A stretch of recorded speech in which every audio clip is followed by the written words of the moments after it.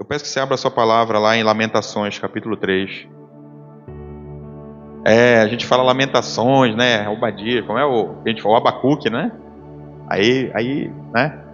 Lamentações, capítulo 3. Vou dar uma dica. Abre em Jeremias, aí vai um pouquinho mais para frente, é mais fácil de achar. Lamentações, capítulo 3. Enquanto você localiza a sua palavra, a sua Bíblia, tem algo que quando o Senhor me deu essa palavra, né, e Ele falou comigo assim sobre coisas simples, né, coisas que são para Deus são extremamente simples. É uma palavra que para a igreja é algo que deveria ser simples, mas eu quero compartilhar com você. O tema dessa mensagem é: Deus continua sendo fiel. Para a gente, eu vou dizer assim, de uma forma lamentável, às vezes a gente continua tendo que ensinar o corpo de Cristo de que Deus continua sendo fiel. A gente continua tendo que ensinar o corpo de Cristo de que Deus é fiel, que a fidelidade de Deus ela dura para sempre.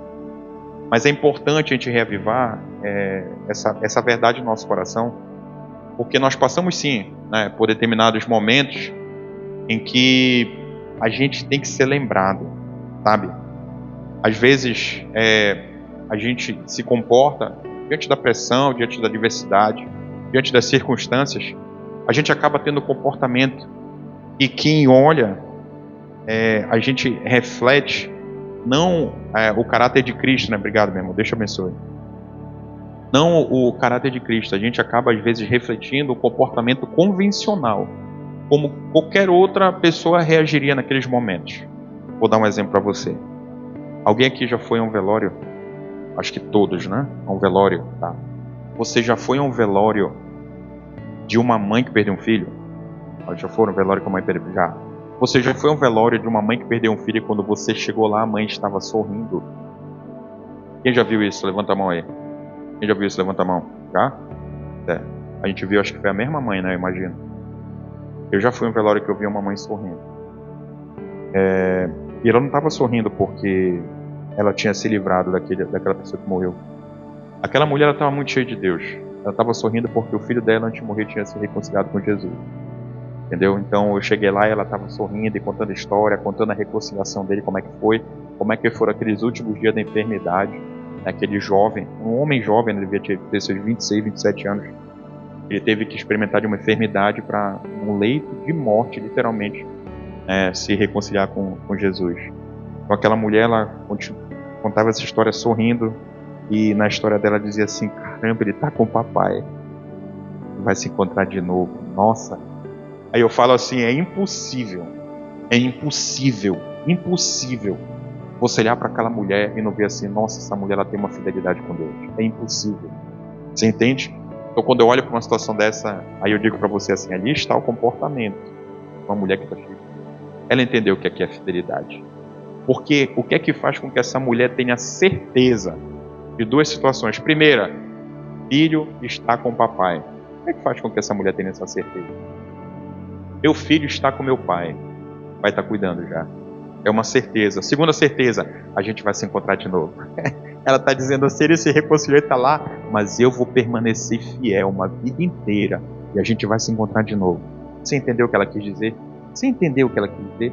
Então esse é o comportamento de quem reflete, de quem está cheio de Jesus. Lamentações capítulo 3, verso 22. Todos acharam? Amém? Quem não achou, vão refletir o texto bem aqui, ó. A palavra de Deus diz o seguinte: as misericórdias do Senhor são a causa de não sermos consumidos, porque as suas misericórdias não têm fim, renovam-se cada manhã, grande é a sua fidelidade. Amém. Isso até aí. O grande problema, talvez, da vida de cada um de nós é que a gente acaba encontrando os ensinamentos sobre fidelidade a partir dos relacionamentos que nós vivemos em vida. Então, você tem relacionamentos com várias pessoas. Eu não estou falando de relacionamentos íntimos. Estou falando de relacionamento. Começa em casa, né? Relacionamento com os pais. Aí depois você tem o relacionamento com seus irmãos. Depois você tem relacionamento com seus amigos. Aí você tem relacionamentos no trabalho. Aí você cresce. Aí um dia você decide, de repente, casar. E você tem um relacionamento com uma outra pessoa. Então, acaba que o padrão que nós temos de relacionamento é aquilo que nós aprendemos nas nossas experiências.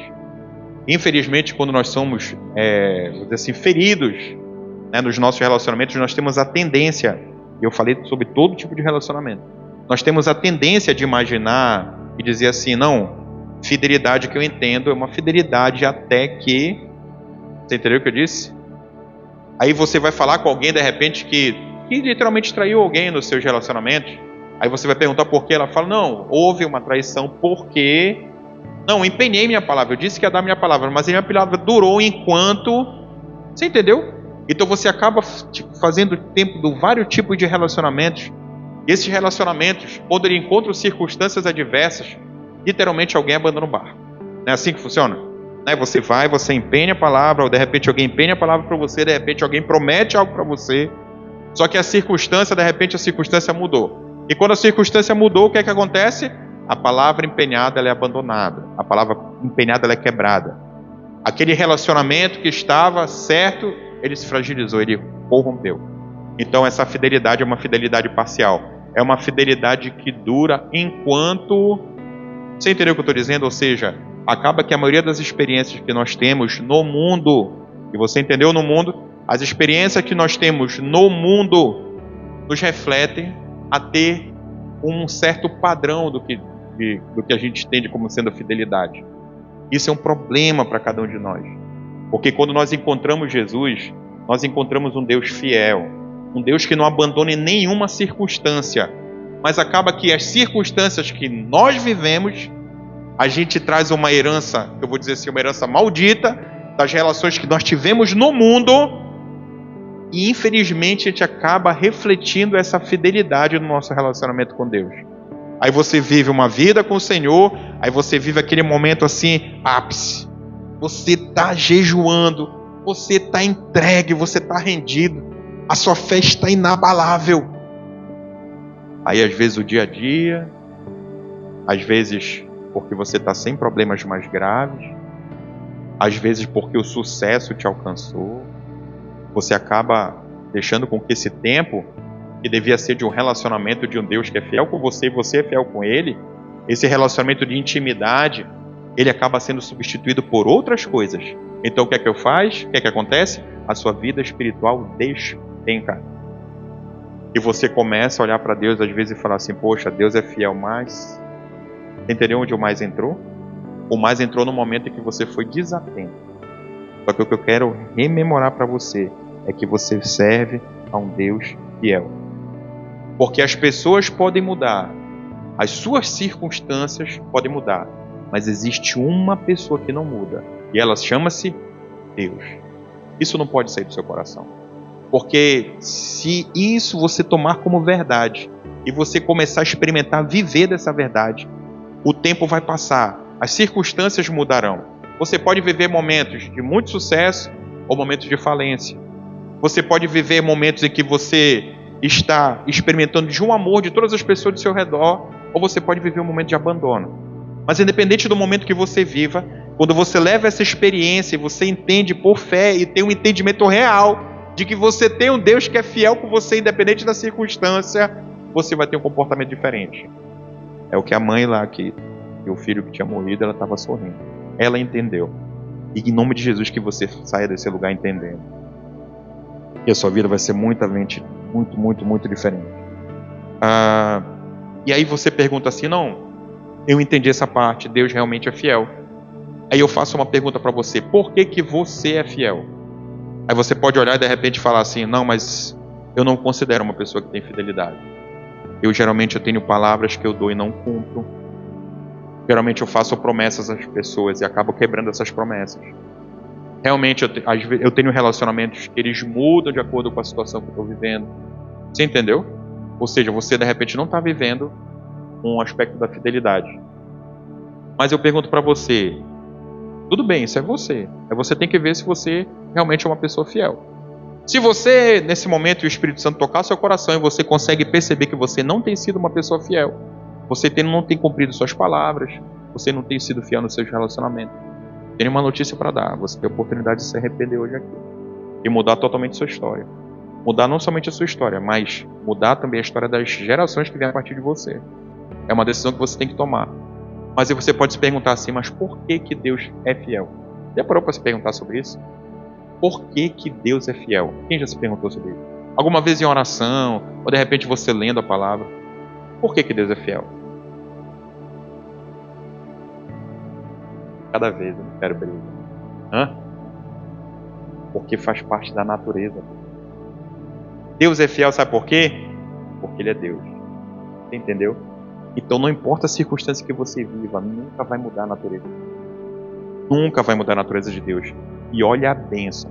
Esse Deus, por meio de Cristo, você teve a oportunidade de passar a chamá-lo de Pai. Muitos falam de Deus, muitas pessoas falam de Deus, mas você tem a oportunidade de chamá-lo de Papai. Deus fiel, que nunca vai abandonar você. É esse Deus que está à disposição hoje aqui de você. Amém?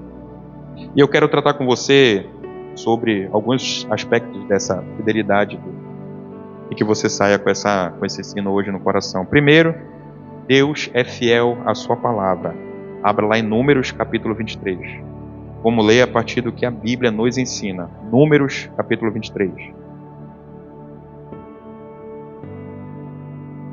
Números capítulo 23, nós vamos ler o verso 19.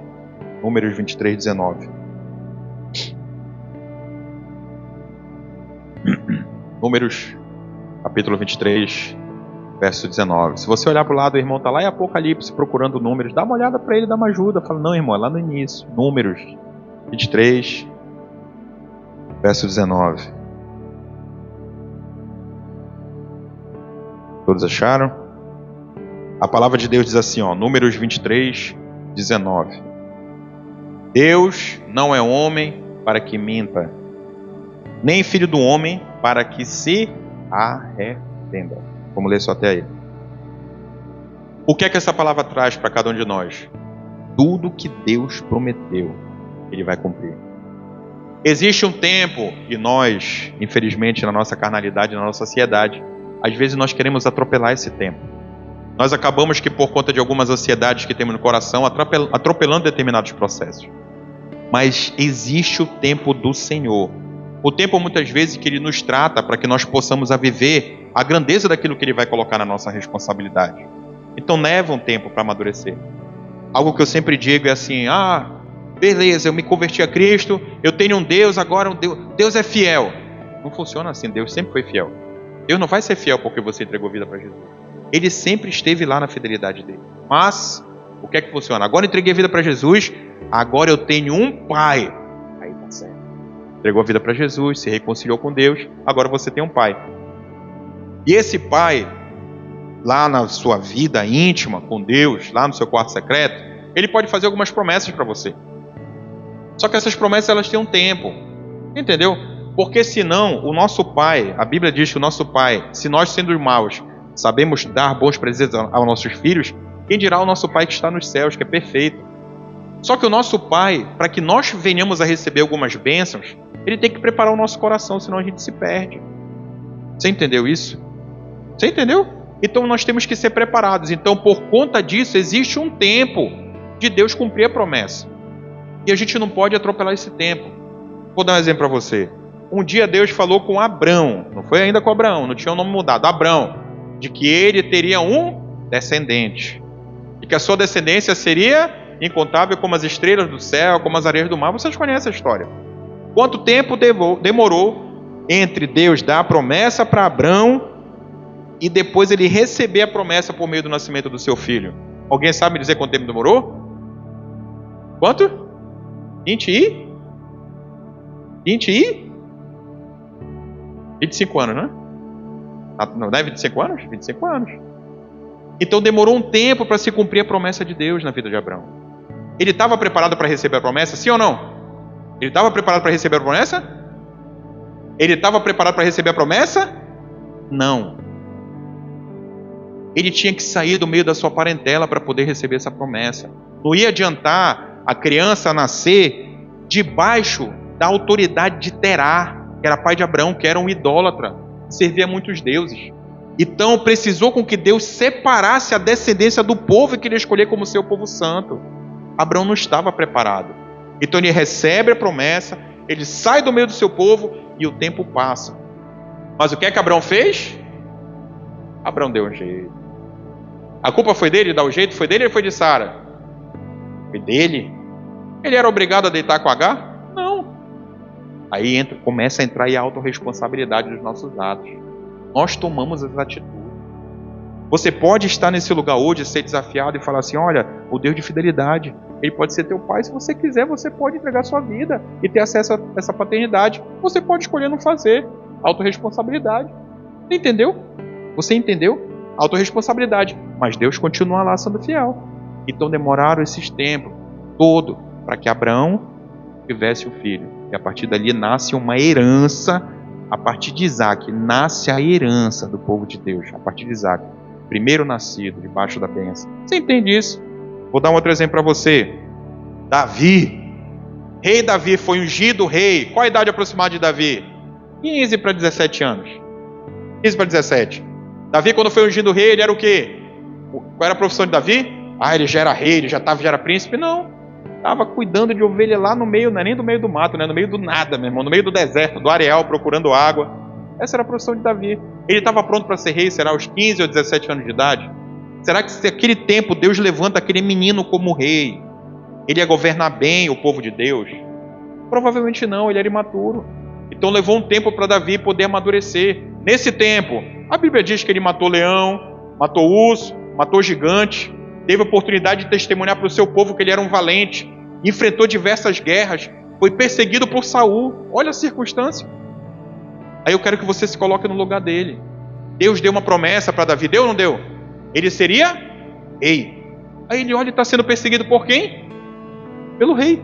Ele falou, opa, Senhor, mas cara, será que em algum momento Davi se questionou? Senhor, o Senhor não se esqueceu não, né? O cara está querendo me matar, o exército todo atrás de mim, eu estou ali me refugiar. Circunstância que para muitos de nós faz nós esquecermos de quem é Deus. A promessa de ser rei foi dada a Davi. Saul teve a oportunidade de perpetuar essa promessa. Saul teve a oportunidade. Ele recebe a palavra de Samuel e ele fala assim, olha, vai 7 dias lá em Gilgal, me aguarda, eu vou lá para a gente oferecer o holocausto. O que é que ele fez? Quando ele viu a circunstância, os filisteus batendo a porta, o exército começando a evadir do local da guerra, o que é que ele faz? Ele oferece o holocausto. E a partir dali Samuel chega, fala que ele se comportou como um tolo e que a tua herança duraria para sempre. Agora Deus levantou o homem segundo o seu coração. E é quando Davi é levantado como rei. Não é no mesmo tempo, né? Mas é quando surge a promessa para que Davi, surge a intenção no coração de Deus para que Davi fosse rei. Você entendeu? Então levou tempo. Davi foi ungido rei entre os 15 e 17 anos. Ele foi sentar no trono de Judá aos 30 anos de idade. Ou seja, 15 a 17 anos depois de receber a promessa. Estou falando de 2 promessas que demoraram mais de uma dezena de anos. Você entendeu? Aí você quer orar hoje, você quer receber a promessa hoje e quer que Deus cumpra quando? Hoje. Não, porque amanhã não dá tempo, amanhã já vai ser ruim, eu não vou dormir. Entendeu? Tem que cumprir hoje, porque amanhã eu vou ficar, já tenho, meu Deus, vai acontecer. Meu Deus, aí nem dorme mais. Descanse no Senhor. Por quê? Porque nós servimos a um Pai que tem fidelidade. Você serve a um Deus que é fiel, um Deus que não muda por conta das circunstâncias da sua vida. Você entendeu? Tem gente que acha assim, ó. Qual é a cidade que você mora? Macapá, beleza. Macapá fica perto da linha do Equador. Tem gente que acha que a terra gira em torno dela, gira no eixo de Macapá, entendeu? E o sol gira em torno dessa pessoa. É muito importante as coisas acontecerem para ela. Não, mas porque Deus me prometeu e Deus... Calma. Você tem que aprender a esperar. Esses grandes homens que eu falei aqui da palavra de Deus foram homens que tiveram que esperar, tiveram que amadurecer. Eu falo para homens, mas serve para as mulheres também.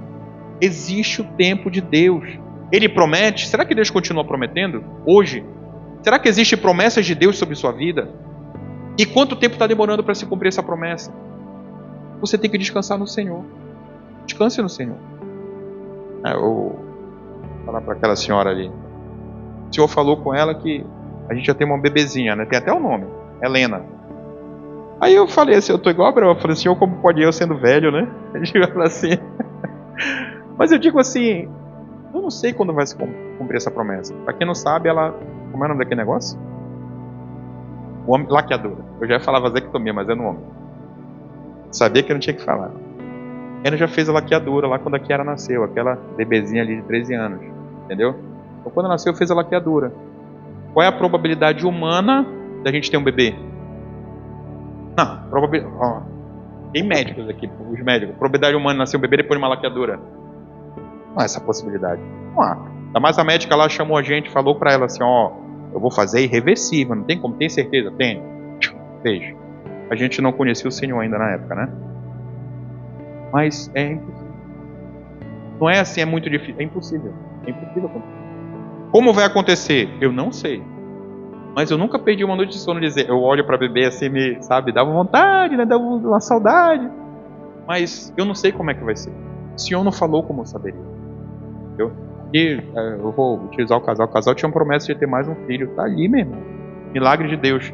As circunstâncias é o testemunho deles. No tempo certo vão levantar.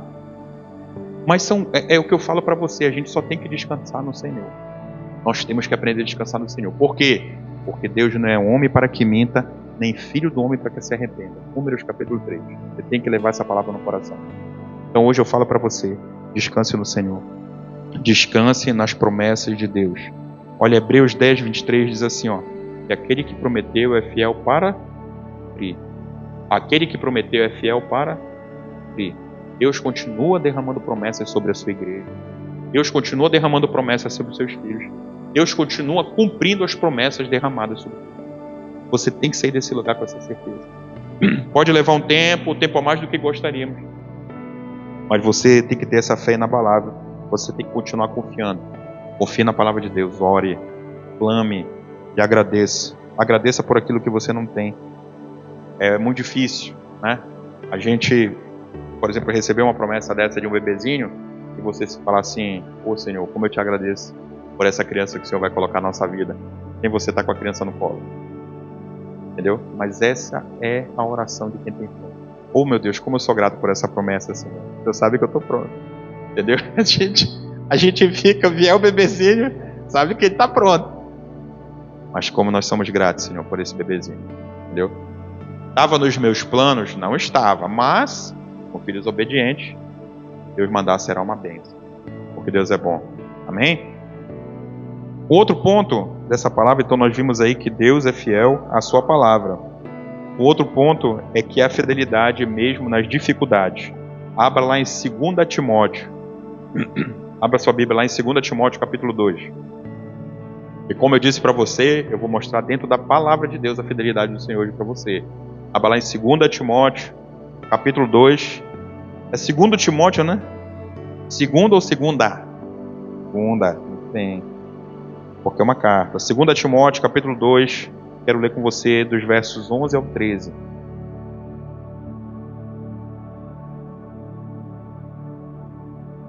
Essa parte de filho. O recorde é teu ainda, né, Ibner? 5? Ou 4? 5, né? 8 já? Porque deu 8 filhos, né? 8. Recorde é dele, olha os irmãos. Olha, o irmão Alan tá novo ainda. Dudu tá com 3, tá no caminho. O Varão tem 2, Varão. Tá na hora de... Já deu a largada, né? Tem 2 ali, Ainda acho que são gêmeos, não sei porquê. Eu olho hoje a barriga, o tamanho da barriga, eu acho que são gêmeos ainda. Então, segundo ponto dessa palavra, a fidelidade mesmo nas dificuldades.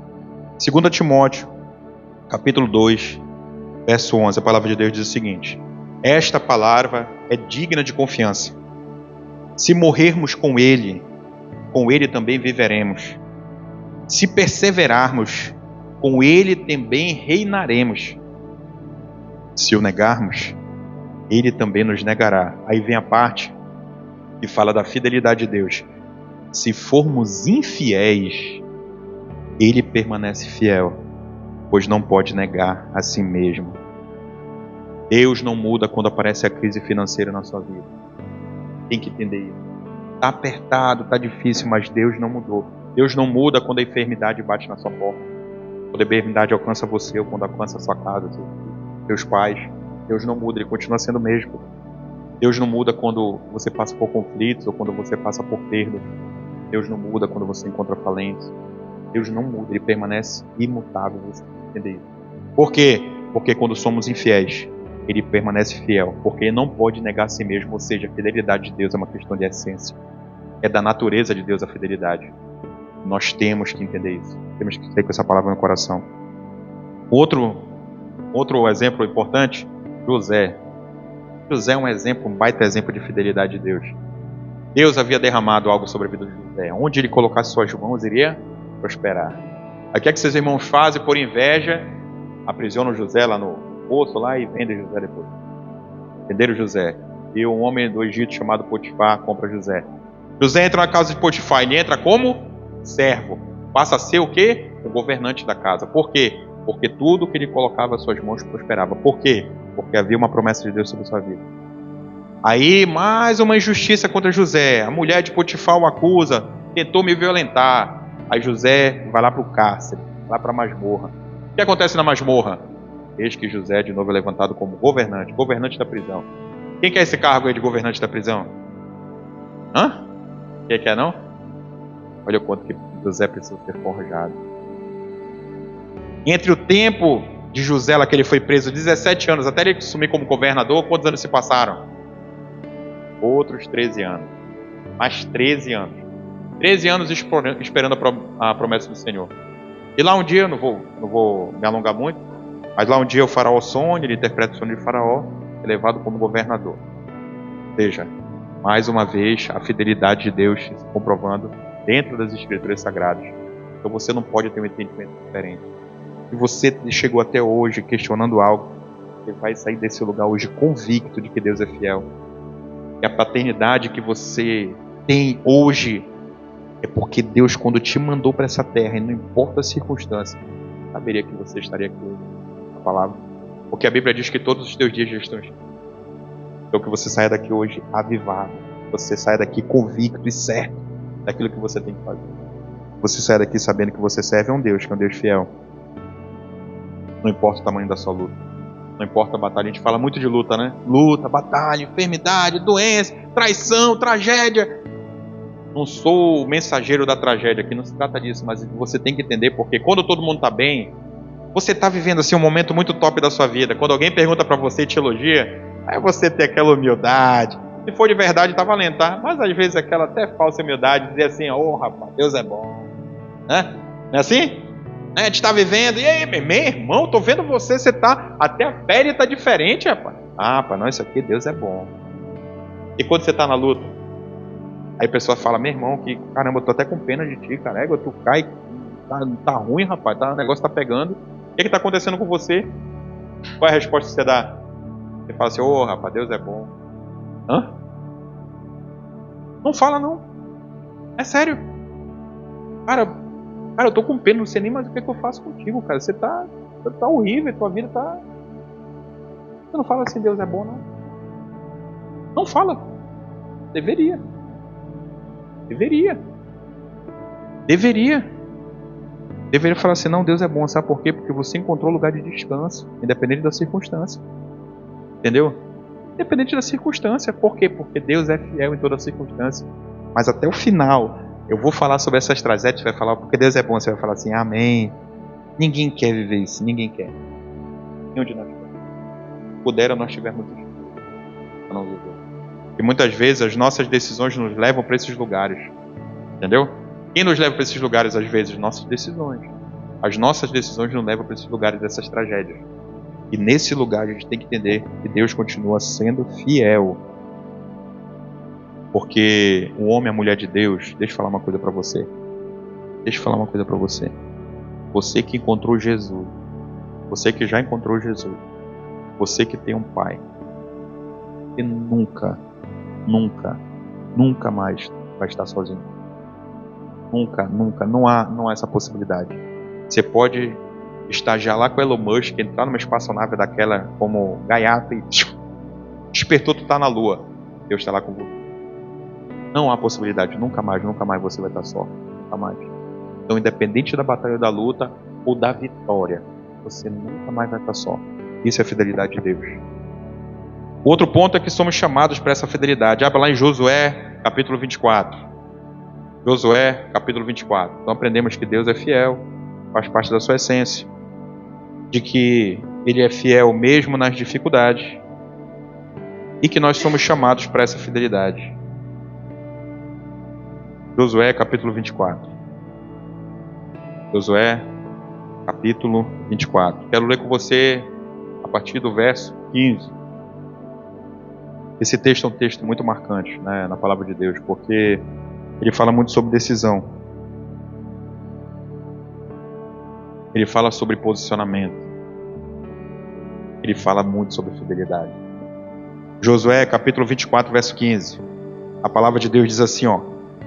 Se, porém, isso daí é Josué já, vamos dizer assim, no final da carreira já, né? Ele chama o povo e fala sobre o povo tomar uma decisão. Ele diz assim, ó. Se, porém, não agrada a vocês servir ao Senhor, escolham hoje a quem não servir. Ou seja, ele fala assim, ó. Se não querem servir, meu irmão, se posicionem. Ou se quiser servir, se posicione também. Se aos deuses a que os seus antepassados serviram além do Eufrates, ou aos deuses dos amorreus, em cuja terra vocês estão vivendo.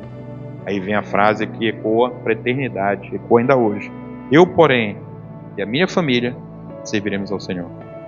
Será que essa família tinha um sacerdote? Será, cara? Olha para essa casa e consegue ver. Será que Josué era um sacerdote dentro da sua casa? Será que ele tinha liderança dentro de casa para guiar a família dele no caminho do Senhor? Será que ele tinha? Fica uma grande lição para todos nós varões, né? Todos nós como homens. Existem decisões tomadas, elas nem sempre serão as decisões mais populares, nem sempre, mas elas têm que ser tomadas. Entendeu? Elas têm que ser tomadas. Nem sempre serão as decisões mais populares dentro de casa, mas elas têm que ser tomadas no caminho de fidelidade com Deus. O que eu acho interessante é que Josué nos chamou, opa, reúne todas as tribos, reúne os príncipes aí, reúne todo mundo aqui, tá todo mundo reunido. Gente, assim, eu tô sentindo, eu acho, e, sabe, tenho sentido que o povo, ele tá assim meio desgarrado, vocês deveriam ser um pouco mais fiéis a Deus. Então, assim, eu vim pedir a opinião de vocês, de repente não seria o caso, é isso que a gente vê nessa palavra? Ele fala, meu irmão, eu não tô nem aí porque vocês vão decidir, eu vou falar sobre eu e minha casa. Entendeu? Ele não foi lá pedir opinião para ninguém. Entendeu? Então você, nos seus momentos de decisão, você não tem que permitir com que as opiniões dos outros interfiram sobre sua casa. Não, eu acho que você está sendo muito severo. Nossa, eu acho que você tem sido assim muito careta nas suas decisões. Calma, ele é jovem, ela é jovem. Não tem problema nenhum se for para tal lugar lá com todo mundo. Mas todo mundo faz. Por que você não faz? Todo mundo faz. Não tem problema se... não tem problema. Isso é prostituição para Deus. Você se corrompe, é considerado prostituição. Você está servindo outros deuses. Quando Josué chega para trazer essa decisão, não chega a decisão para consultar ninguém. Ninguém. Ele chama o povo inteiro. Se você for um pouco antes, ele pergunta se ele defraudou alguém. Entendeu? Não, esse é Samuel, né? É um outro grande exemplo de homem de Deus. Pronto, me veio agora. Samuel, quando vai testemunhar já no final da sua carreira, é um outro grande homem de Deus. A primeira pergunta que ele faz para todo mundo, ele chama todas as tribos, elas se reúnem. Ele fala assim, eu quero saber se eu defraudei alguém aqui nesse lugar. Se eu pedi algo, se eu dei uma palavra e não cumpri e tal. E todo mundo testemunhou a seu favor. Entendeu? E esse grande homem de Deus aqui, que é Josué hoje, ele chega para se posicionar por meio de uma nação inteira que vez ou outra se corrompia. Então, nós como igreja, nós não podemos nos corromper. Não há essa possibilidade. Entendeu? De nós experimentarmos de corrupção. Vou dar um outro exemplo para você. Pintou um prédio para nós comprarmos. Faz 2 anos isso, eu acho, né? Faz 2 anos. Aquele lá perto do Jardim América, né? Faz 2 anos isso? Tem 1 ano e pouco. Quem é dessa época aqui? Faz 2 anos. 2 anos. 2 anos, né, varão? 2 anos. Prédio pronto, cara. Pronto. Assim, tinha que rebocar por dentro. Sabe que o meu pronto é diferente do pronto. A Carla foi ver e falou, meu Deus, Mas era só rebocar, pintar. E estava pronto, lá a estrutura estava montada. E era um preço assim, abaixo do mercado e tal. E só que acontece, era para funcionar o que lá? Era funcionar a igreja. Então nós fomos para a vizinhança lá para perguntar. Aí nós soubemos que tinha uma ação judicial, que o cara estava despejando, aí o cara chegou para resolver o problema. Que sempre aparece os enviados, né?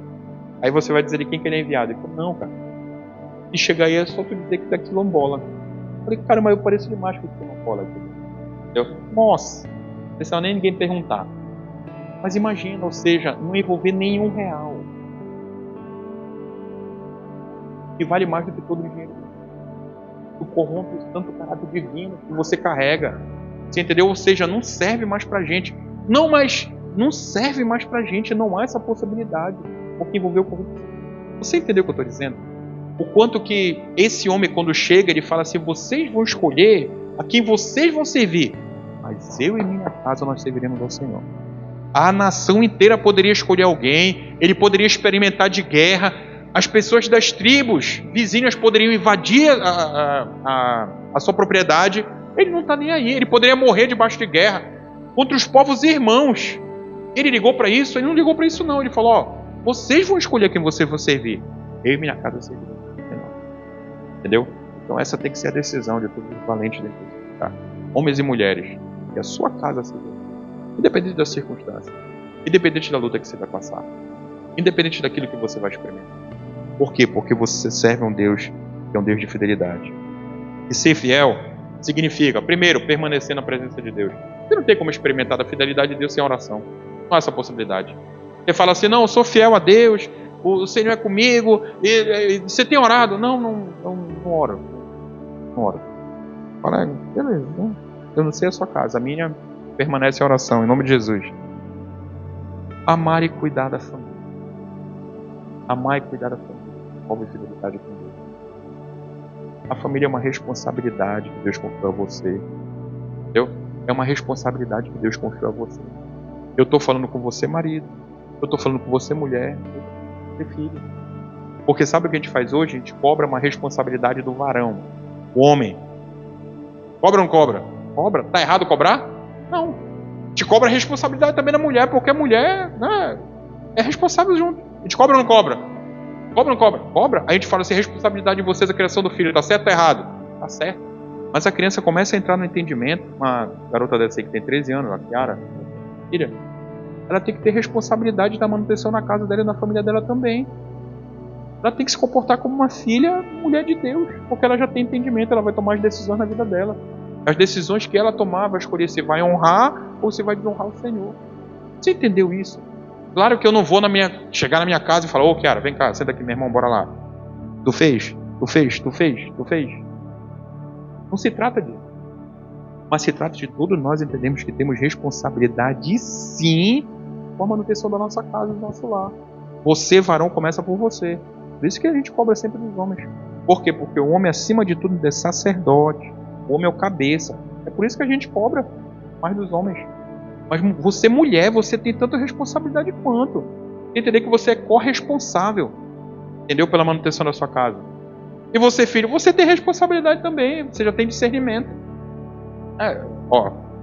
Fez outra, tem um churrasquinho lá em casa. Todo mundo quebradinho já, filha. É difícil acontecer, mas filha, hoje a louça é com você. Ela vai pra lá. Olha, até Deus tá falando aí, tá vendo? Meu filho, papai faz? Pra criança te pergunta, né? A criança vai, ó, tá vendo? O que daí? Hoje a louça é com você, ela tem 13 anos. Olha, eu vou dar uma notícia pra você, ela não vai crescer traumatizada não, porque ela lavou uma louça. Vai, é sério, não vai. Não é agora que ela não começou a lavar louça com 13 anos, não. Foi antes. Entendeu? Não vai crescer traumatizada. Você entende o que eu estou dizendo? Então a manutenção é de todos os membros da família. De estabelecer os céus dentro da sua casa, em nome de Jesus. E você tem também que ser fiel significa você honrar os compromissos com Deus. Honrar os compromissos com o Senhor. Vou dar uma notícia para você, algo que eu sempre falo. Amanhã o governador ele vai lá onde você trabalha. O governador ele vai lá onde você trabalha. Não vou falar do governador para não falar o presidente, porque tem gente que é chateado com o presidente. Mas assim, o governador vai lá. Ou até mesmo o presidente. Ou o presidente de uma outra nação vai visitar seu local de trabalho. O que você vai fazer diferente? Ou você vai olhar para mim e vai falar, não, para mim é um dia normal. Aí eu vou falar, mentiroso. Não é normal, meu irmão. A autoridade vai visitar lá no seu local de trabalho. O que você vai fazer? Providência que você vai tomar? Vai, fala aí. Eu vou dizer diferente. Amanhã o governador vai lá na sua casa. Vai lá na sua casa. Ele falou que vai fazer um lanche lá na sua casa. O governador e a mulher, a primeira dama e tal. O que você vai fazer?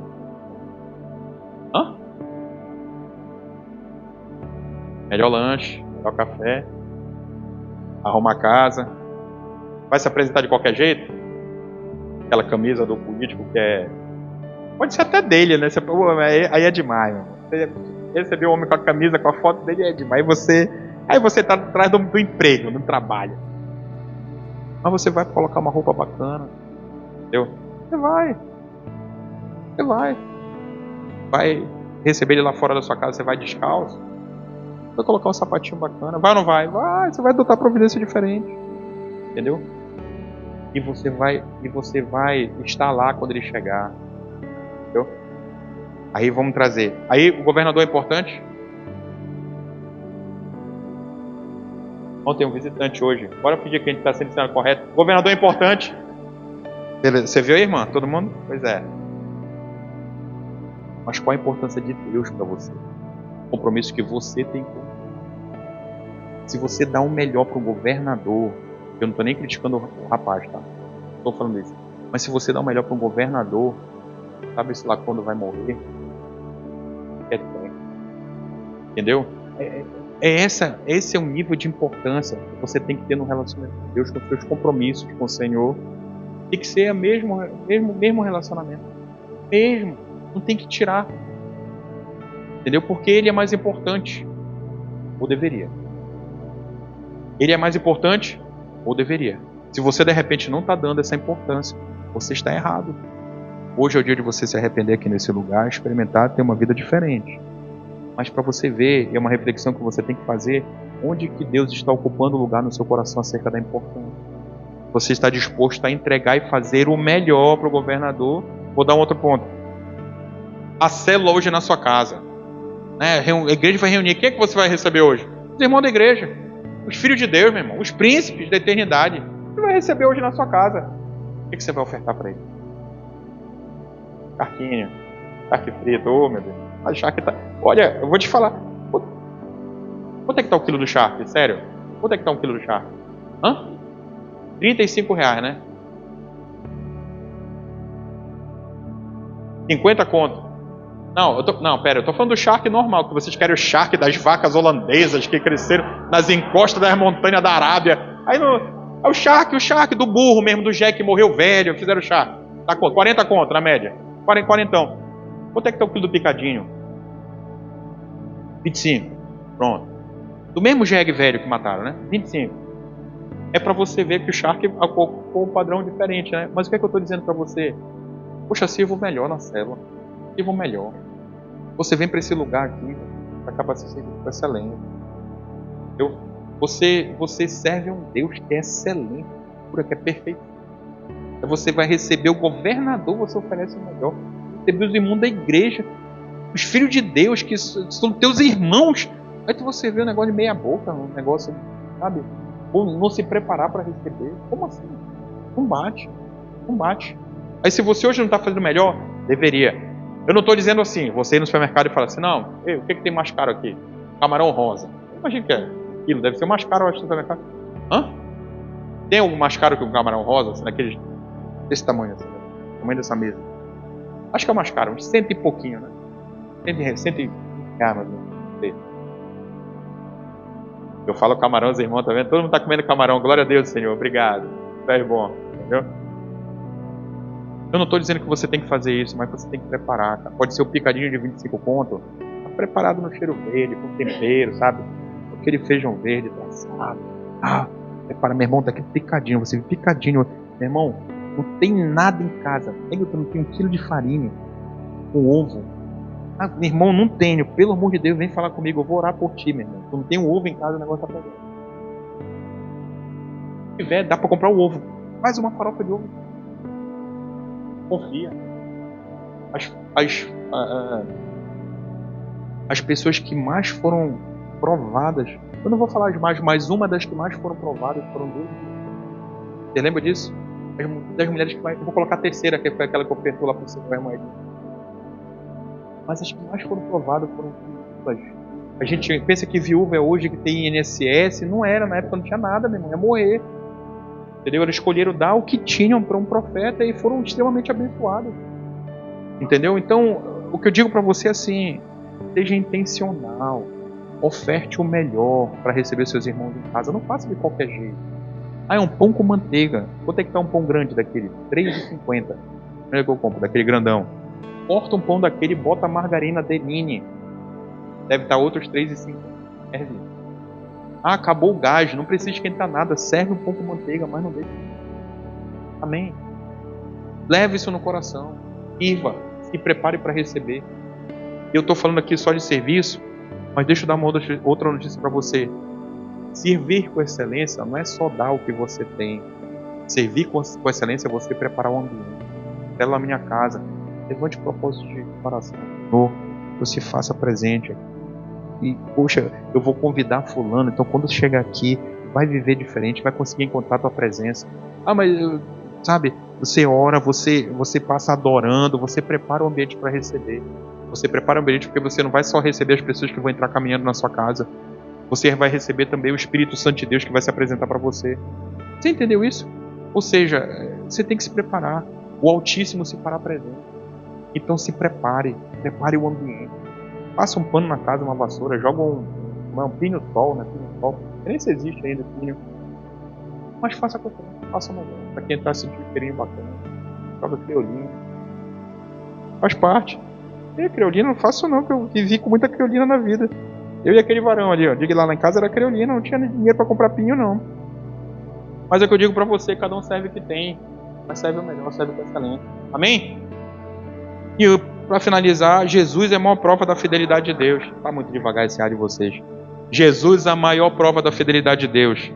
Olha, abra lá em Gênesis capítulo 3, verso 15. Gênesis capítulo 3, verso 15. Eu vou mostrar para você o quanto que desde o início, Deus já tinha um plano perfeito para você. Desde o início. Gênesis capítulo 3, verso 15. E se eu não copiei aqui, eu vou lá. Junto com você. Gênesis capítulo 3, verso 15.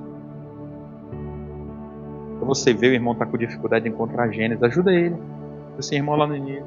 Mas bota a mãozinha sobre a cabeça dele e ora. Ou não está lendo a palavra de Deus? Gênesis capítulo 3, verso 15 diz assim, ó. Porém, inimizade entre você e a mulher. Só para entender aqui. O homem tinha caído, o homem e a mulher. Então, ele se apresenta diante do Senhor. O Senhor traz a sentença. Traz a sentença e traz a promessa. Porém, inimizade entre você e a mulher. Entre a sua descendência. Sua descendência de quem? Da serpente. Porém, inimizade entre você e a mulher. Entre a sua descendência e a descendência dela. A descendência dela quem? Da mulher. E ferirá a sua cabeça. E você lhe ferirá o calcanhar. O que é que Deus está dizendo aí? Quem é que Deus está anunciando aí? Não sei se você já leu dessa forma. Quem é que Deus está anunciando aí? Porém, inimizade. É inimigo do pecado. Deus abomina o pecado. Você entendeu? Porém, inimizade entre a tua descendência e a descendência da mulher. Quem é a descendência da mulher? É inimigo do pecado. É Cristo. A gente consegue ver que desde o início, já existia um plano perfeito. Isso é fidelidade. É dessa fidelidade que eu estou dizendo hoje para você. Que você saia daqui na certeza de que vai se cumprir, não importa o tempo que passa. Desde essa promessa aqui de Deus, até Jesus pisar sobre essa terra, levou quanto tempo? Se você souber, me avisa, porque eu não sei, a Bíblia não diz. Quero aprender com você, se você souber. Mais de milhares de anos se passaram até que Jesus viesse. Demorou um tempo? Demorou mais do que Abraão. Demorou mais do que Davi. Demorou mais do que Daniel, que nós falamos hoje de Daniel. Falamos de Daniel? José. A gente falou de Daniel aqui não, né? É outro exemplo de fidelidade, me viu agora. Daniel é outro exemplo de fidelidade de Deus. Foi jogado na cova dos leões. Por que ele foi jogado lá? Quem lembra? Por que Daniel foi jogado? Ele foi jogado porque ele não se corrompeu, porque ele foi fiel a Deus. Qual era o decreto do Dário? O decreto de Dário era o seguinte, olha, ninguém pode orar nem adorar outro que não seja a ti. As pessoas fizeram um complô porque tinham ciúme de Daniel. Daniel foi orar ao Deus, foi literalmente denunciado. Era o Império Medo-Persa naquele tempo, e nas decisões do rei, nas notificações que o rei dava no Império Medo-Persa, ele não podia voltar atrás. Se ele voltasse atrás, ele tinha que ser morto. Então o que é que ele fez? Ele foi cumprir a palavra. Então qual era a palavra? Seria jogado na cova dos leões. Foi lá e jogaram Daniel. A Bíblia diz que Dário não dormiu aquela noite, porque ele jogou contrariado. Ele não queria jogar Daniel, porque ele gostava de Daniel. Mas quando amanheceu o dia, ele foi lá com Daniel. O que é que tinha acontecido? Daniel estava todo rasgado. Foi assim, não foi? Não. Nem tocou, ele não tinha nenhum arranhão. Aí tira Daniel. Daniel! Aí ele fala assim: Daniel, servo do Altíssimo. Ele falou: oh, meu Deus, o meu rei vive para sempre. Lá vindo Daniel, 0 bala mesmo, zerado. Tira Daniel lá de dentro. E alguém pode olhar e falar assim: não, mas o leão tinha sido alimentado. Beleza, o que aconteceu em seguida? Aqueles que os denunciaram foram jogados na cova do leão. Foi isso? Foi só isso. A responsabilidade do homem. Os denunciados foram jogados junto com suas mulheres e seus filhos. Aqueles que denunciaram Daniel, em seguida eles são jogados na cova, junto com suas mulheres e seus filhos. E a Bíblia diz que eles nem tocavam o chão mesmo. Quando eram jogados, os leões já pegavam e destraçalhavam as pessoas. Estavam com fome, mas não comeram Daniel. Por que não comeram Daniel? Nossa, porque Daniel era tão bom, até eu gostava dele. Era por isso? Não, porque Deus é fiel. E você tem que sair desse lugar com essa certeza que não importa. Você serve a um Deus que é fidelidade pura, é sempre. É um Deus que não erra. Se Ele fez uma promessa para você, Ele vai cumprir, não importa o tempo. Aqui, ó, milhares de anos, de Gênesis 3, capítulo 15, até pisar sobre essa terra, que aconteceu. Então Deus não falha. Deus nunca falhou. Eu te mostrei na Bíblia que Ele nunca errou. Você acha que Ele vai falhar com você? Lembre-se, o planeta Terra não gira em torno de você. Lembre-se. O nosso egoísmo, as nossas vaidades, nosso ego nos levam a ser infiéis com Deus.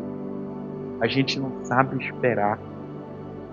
Convido aqueles que querem esperar em Deus a se levantar, orar em nome de Jesus. Lá em João 3,16, a palavra de Deus é infalível. Ela diz: porque Deus amou tanto o mundo que deu o Filho unigênito, para que todo aquele que nele crê não pereça, mas tenha vida eterna. Essa promessa continua hoje. Essa promessa é para cada um de nós. Essa promessa é para aqueles que vão encontrar Jesus. Essa promessa continua. Porque você serve a um Deus fiel. Você serve a um Deus que não falha. Deus continua sendo fiel. Não esqueça disso. É o tema dessa mensagem. Deus continua sendo fiel. Ele foi fiel ontem? Foi. No passado ele foi fiel? Foi. Nós vimos aqui na palavra. Ele é fiel hoje? É. Ele vai continuar para todo sempre. Porque faz parte da natureza dele. Faz parte da essência dele. Você leva daqui, você carrega daqui essa mensagem hoje. Na certeza de que Deus continua sendo fiel. Amém?